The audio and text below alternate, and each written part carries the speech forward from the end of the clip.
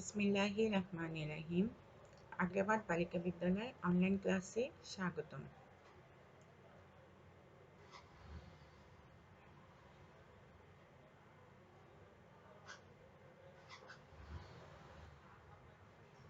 সুপ্রিয় ষষ্ঠ শ্রেণীর শিক্ষার্থীরা, সবাই কেমন আছো? ভালো আছো, সুস্থ আছো নিশ্চয়ই। আমি আজকে তোমাদের অর্ধবার্ষিকী পরীক্ষায় পঞ্চম অধ্যায় পাঠ 1 থেকে 3 নিয়ে আলোচনা করব। সবাই মনোযোগ দিয়ে ক্লাসটি করবে। বই নিয়ে বসে পড়ো।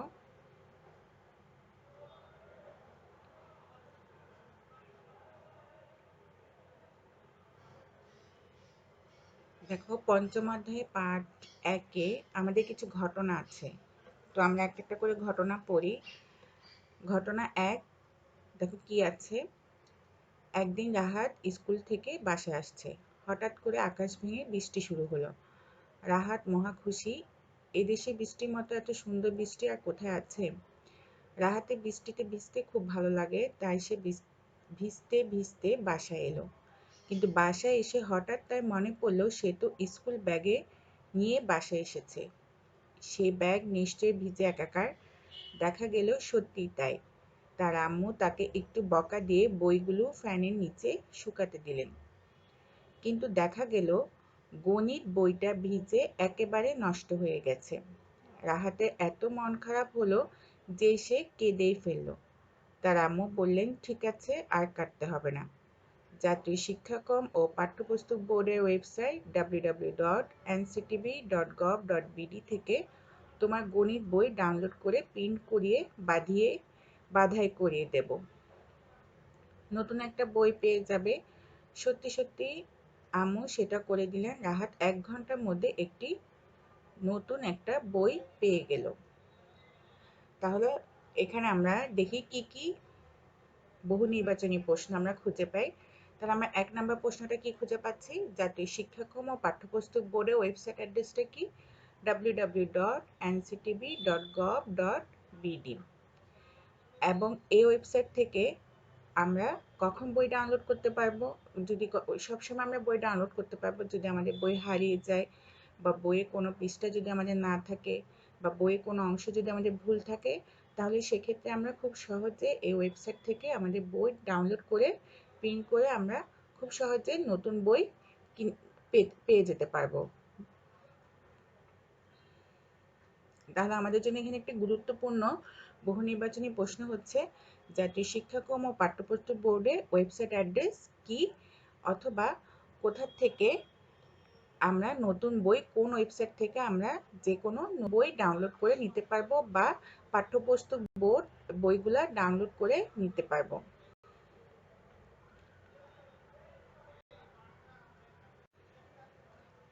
দেখো নিচের ছবিতে কি কি দেখতে পাচ্ছ? ঠিক রাহাত ও রাহাতের মাকে এবং এনসিটিবির একটি টেক্সট বুকের ওয়েবসাইট অ্যাড্রেস এবং প্রিন্টার, যেখান থেকে আমরা যে কোনো বই ডাউনলোড করে প্রিন্ট করে নিতে পারি।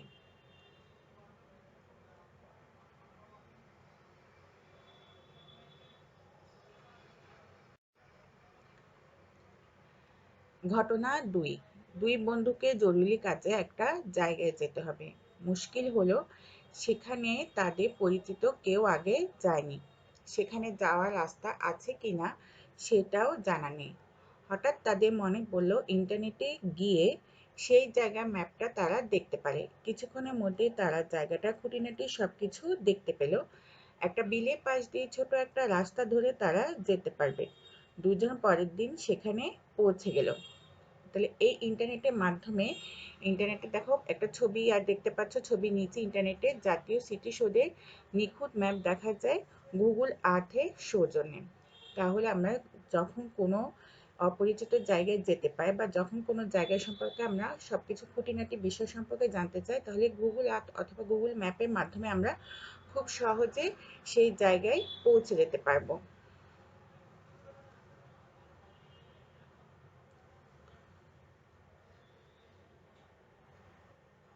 দেখো নিচের ছবিতে কি দেখতে পাচ্ছ?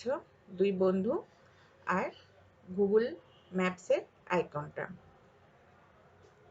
গুগল ম্যাপসের সাহায্যে আমরা খুব সহজে যে কোনো জায়গায় কিভাবে যেতে হয় খুঁটিনাটি সব কিছুই আমরা জানতে পারবো।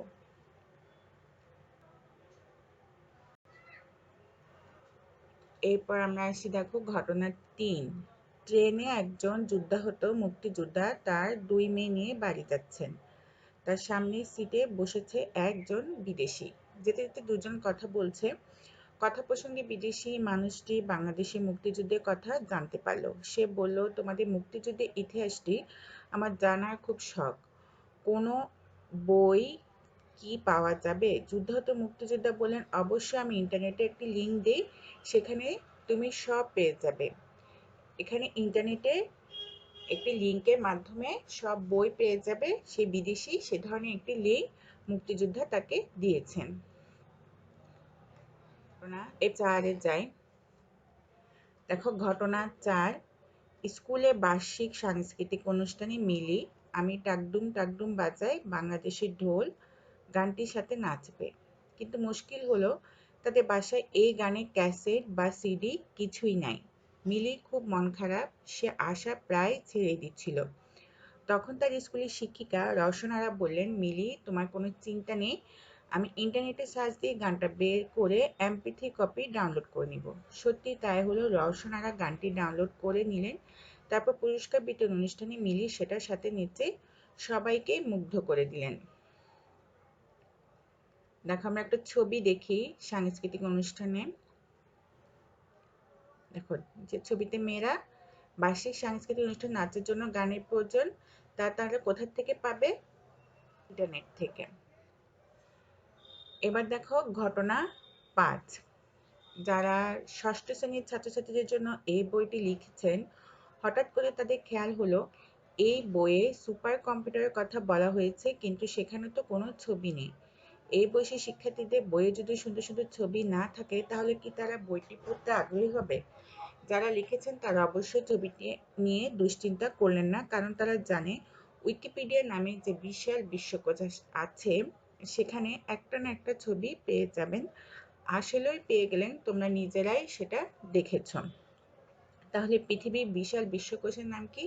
উইকিপিডিয়া, যেখানে আমরা সব কিছু সম্পর্কে সব ধরনের তথ্য পেতে পারি এবং সেই তথ্যগুলো আমরা ডাউনলোড করতে পারি, আবার নিজেরাই সেটা আমরা এডিট করতে পারবো।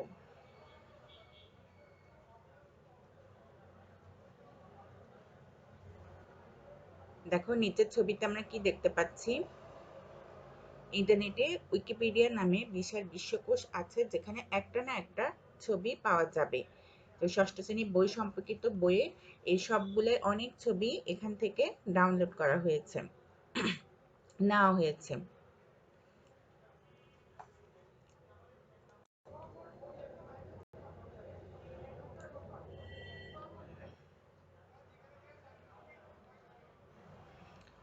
নিচের ছবিতে কি দেখতে পাচ্ছ? চোখ বন্ধ করলে আমরা হাজারো ঘটনা দেখতে পাবো যা কম্পিউটার দিয়ে করা হয়, কম্পিউটার বা ইন্টারনেট দিয়ে করা হয়। তাহলে আমরা এই যে ১ থেকে ৫ পর্যন্ত যে ঘটনাগুলো দেখতে পেলাম, এই ঘটনাগুলো মূলত কি কিসের ব্যবহার সম্পর্কে আমাদের দেখাচ্ছে? কম্পিউটার এবং ইন্টারনেটের ব্যবহার। ইন্টারনেটের উপর যে আমরা কতটা নির্ভরশীল সেটাই আমাদের বারবার এখানে দেখাচ্ছে। দেখো ইন্টারনেট একজন মানুষের একটা কম্পিউটার দিয়ে তৈরি হয়নি। ইন্টারনেট হচ্ছে সারা পৃথিবীর লক্ষ কোটি কম্পিউটারের নেটওয়ার্ক।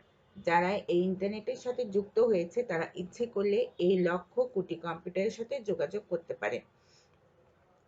যে কোনো কম্পিউটার থেকে তথ্য পড়তে বা প্রয়োজনে সংরক্ষণ করতে পারে। লক্ষ কোটি কম্পিউটারের সবগুলোতে যদি একটু করেও তথ্য থাকে, তাহলে কত বিশাল তথ্য ভান্ডার হয়ে যাবে চিন্তা করতে পারো।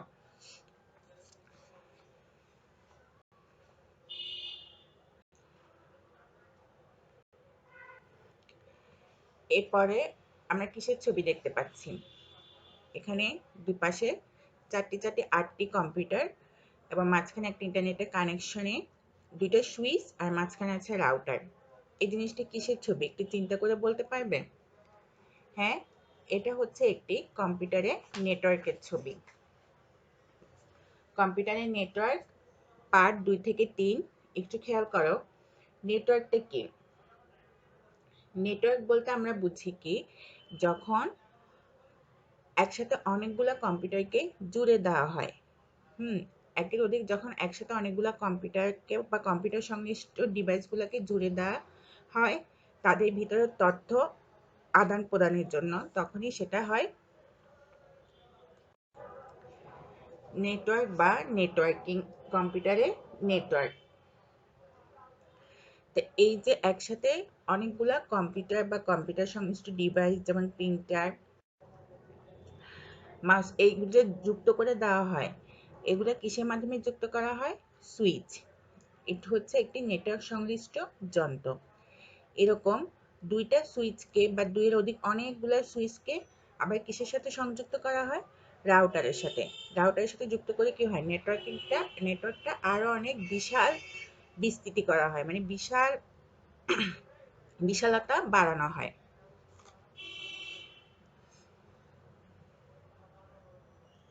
ইন্টারনেট সংযোগ। এখন তোমরা তোমাদের বইয়ে 60 পৃষ্ঠা যাও, দেখো তোমাদের স্কুলের নেটওয়ার্ক পাশের স্কুলের নেটওয়ার্কের সাথে জুড়ে দিতে হবে। সেটা জুড়ে দেওয়ার জন্য যে যন্ত্রটা ব্যবহার করা হয় তার নাম রাউটার। তার মানে কি, আমার স্কুলে একটা নেটওয়ার্ক কিসের সাথে যুক্ত আছে? সুইচের মাধ্যমে। এরকম পাশের স্কুলে একটা নেটওয়ার্ক কিসের সাথে যুক্ত আছে? সুইচের মাধ্যমে। এরকম অনেকগুলা নেটওয়ার্ককে, যখন অনেকগুলা স্কুলের নেটওয়ার্ককে একসাথে জুড়ে দেওয়া হয়, সেটার জন্য কি ব্যবহার করা হয়? রাউটার। ছবিতে তোমাদের স্কুলের নেটওয়ার্ক কিভাবে পাশের স্কুলের নেটওয়ার্কের সাথে জুড়ে দেওয়া হয়েছে সেটা এঁকে দেওয়ানো হয়েছে। তোমাদের স্কুলের নেটওয়ার্কের সাথে তোমাদের পাশের স্কুলের নেটওয়ার্ক জুড়ে দেওয়া হলো, যদি তার সাথে তোমাদের এলাকার কলেজের নেটওয়ার্ক, তার সাথে একটি মেডিকেল কলেজের নেটওয়ার্ক জুড়ে দেওয়া হয়, তাহলে তৈরি হবে কি? নেটওয়ার্কের নেটওয়ার্ক। আর সেটা ইন্টারনেটের জন্ম রহস্য। ইন্টারনেট শব্দটি এসেছে ইন্টারকানেক্টেড নেটওয়ার্ক কথাটা থেকে। প্রথম শব্দ ইন্টারকানেক্টেড এর ইন্টার, দ্বিতীয় শব্দ নেটওয়ার্কের নেট মিলে তৈরি হয়েছে ইন্টারনেট। 1969 সালে প্রথম ইন্টারনেটে ছিল মাত্র 4টি কম্পিউটার, এখন রয়েছে কোটি কোটি কম্পিউটার।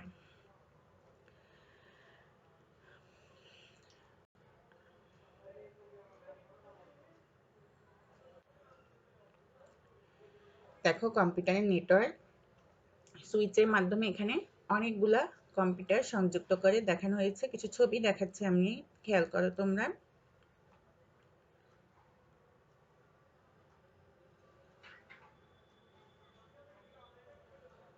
দেখো সুইচ দিয়ে বিভিন্ন কম্পিউটারের সাথে সংযোগ স্থাপন।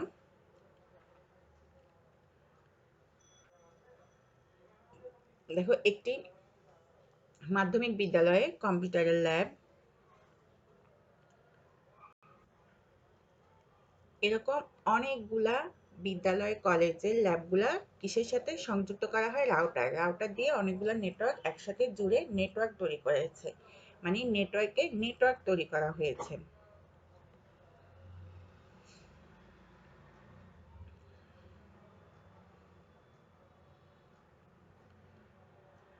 এখন আমরা কিছু প্রশ্ন দেখি। ইন্টারনেট শব্দটি এসেছে কোথা থেকে? ইন্টারকানেক্টেড নেটওয়ার্ক থেকে। এগুলো সব তোমাদের জন্য সবচেয়ে গুরুত্বপূর্ণ বহু নির্বাচনী প্রশ্ন, তোমরা একটু মনোযোগ দিয়ে খাতায় তুলে নাও।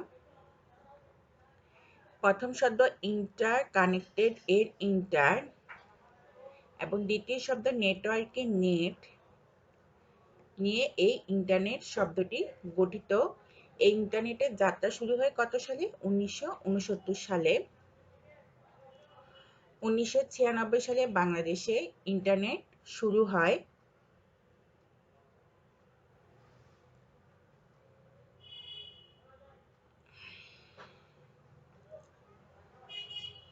তোমাদের জন্য কিছু মূল্যায়নের প্রশ্ন রেখেছি, খেয়াল করো। ইন্টারনেট কত সালে শুরু হয়?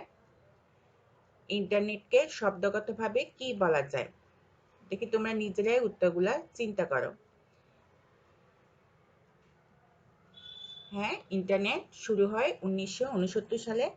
আর ইন্টারনেটকে শব্দগতভাবে বলা হয় ইন্টারকানেক্টেড নেটওয়ার্ক। এখানে বানানের ব্যাপারে সবাই খেয়াল করবে, যেহেতু 4টা অপশন থাকে এবং বানানগুলো কাছাকাছি থাকে। তো তোমরা যদি বানানগুলো মুখস্থ না করো তাহলে কিন্তু 4টা অপশনের মধ্যে তোমরা নিজেরাই কনফিউশন হয়ে যাবে কোনটা সঠিক। সেজন্য বানানগুলা এবং সালগুলা খুবই ভালোভাবে তোমাদের মুখস্থ রাখতে হবে।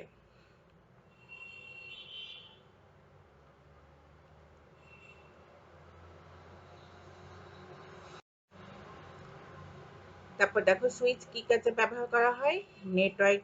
নেটওয়ার্কের ক্ষেত্রে ব্যবহৃত হয় রাউটার।